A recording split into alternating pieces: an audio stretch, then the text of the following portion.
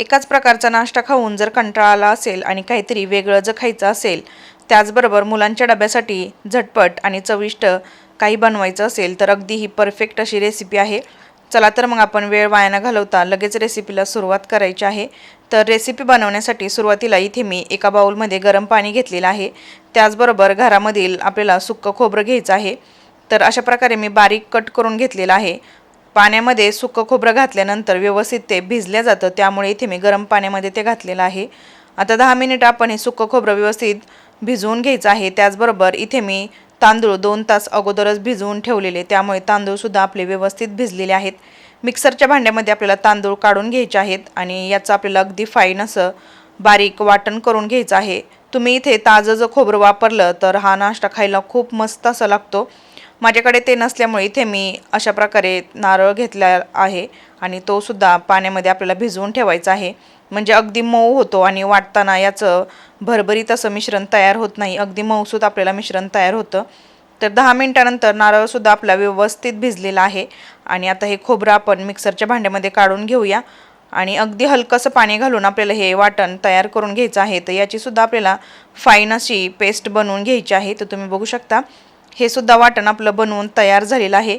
अगदी 2च साहित्य इथे आपल्याला लागणार आहे, जास्त साहित्यांचा वापर इथे आपण करणार नाही। इथे आपल्याला चवीनुसार मीठ घालायचं आहे। तर तुम्ही बघू शकता फक्त तांदूळ आणि खोबऱ्याचं वाटण आपण यूज करून अशा प्रकारचा नाश्ता बनवणार आहोत। बनवायला खूप सोपा आहे, त्याचबरोबर अगदी हलका आहे। सकाळच्या वेळेस तुम्ही उपमा पोहे खाऊन कंटाळा आला असेल तर अशा प्रकारचा नाश्ता नक्की बनवून पहा। तर हा नाश्ता खाण्यासाठी जोडीला बटाट्याची भाजीसुद्धा मी बनवून ठेवलेली आहे। तर इथे आपल्याला सगळ्यात शेवटी नाश्त्याला छान जाळी पडावी यासाठी मी इथे अर्धा चमचा इनो घातलेला आहे। इनोच्या ऐवजी तुम्ही इथे खाण्याचा सोडा वापरला तरीसुद्धा चालेल। आता इनो यामध्ये व्यवस्थित एकजीव करून घ्यायचा आहे, जेणेकरून नाश्त्याला खूप छान अशी जाळी पडेल। तर ही रेसिपी तुम्हाला कशी वाटली मला कमेंटमध्ये नक्कीच सांगा। त्याचबरोबर आवडली तर चॅनेलला एक लाईक नक्की करा, कारण तुमचं एक लाईक माझ्यासाठी खूप जास्त महत्त्वाचं आहे। तव्याला व्यवस्थित तेलाने ग्रीस करून घेतलेला आहे आणि ग्रीस केल्यानंतर असा एक पळी नाश्ता यामध्ये घालायचा आहे।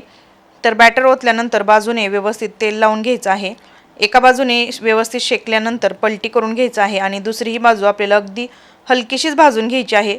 नाश्ता भाजण्यासाठी जास्तीचा वेळ लागत नाही, अगदी 5 ते 6 सेकंदामध्ये दुसरी ही बाजू आपली भाजून तयार झालेली आहे। आणि तुम्ही बघू शकता बनवायला जेवढा हा नाश्ता सोपा आहे त्याचबरोबर खायला खूप मस्त असा आहे। नक्की मुलांनासुद्धा डब्याला तुम्ही देऊन पहा, मुलांनासुद्धा खूप आवडेल। तर काहीतरी डब्याला वेगळं असलं तर मुलंसुद्धा अगदी आरामात डबा संपवून आणतात। तर इथे बघू शकतो आपण अतिशय मस्त अशी नाश्त्याला जाळी पडलेली आहे।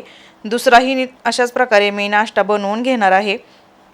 गॅसची फ्लेम आपल्याला मीडियम ठेवायची आहे, हाय फ्लेमवरती हा नाश्ता करपू शकतो। वरून तेलाची धार सोडून हाही नाश्ता आपण दोन्ही बाजूनी व्यवस्थित भाजून घ्यायचा आहे। तर ही रेसिपी तुम्ही नक्की ट्राय करून पहा आणि ट्राय केल्यानंतर मला कमेंट करायला विसरू नका की ही रेसिपी तुम्हाला कशी वाटली ते। तर आता आपण बघू शकतो हा सुद्धा नाश्ता मी व्यवस्थित पलटी करून घेतलेला आहे आणि पलटी करून घेतल्यानंतर आपला तयार आहे हा नाश्ता। तुम्ही बघू शकता इथे मी बटाट्याची भाजी बनवलेली आहे, सोबतच टोमॅटोची चटणीसुद्धा बनवलेली आहे। रेसिपी नक्की ट्राय करून पहा, आवडली तर चॅनेलला लाईक आणि सबस्क्राईब करायला विसरू नका। पुन्हा भेटूया आपण अशाच एका नवीन छानशा रेसिपीसोबत, तोपर्यंत धन्यवाद।